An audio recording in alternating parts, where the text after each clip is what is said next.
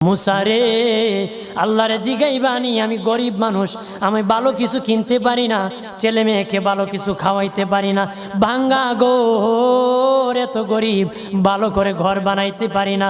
আল্লাহরে জিগাইবানি কি করলে আমার উন্নতি হবে, ধনী হব, টাকা পয়সা হবে। আল্লাহরে জিগাইবানি।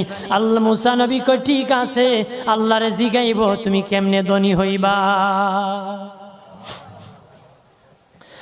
আল্লাহ নবী মুসা নবী তিন রাস্তার মোড়ে যা দেখে একটা লোক বসে আছে, তার দুই হাত নাই, দুই পা নাই, দুই হাত নাই, দুই পা নাই।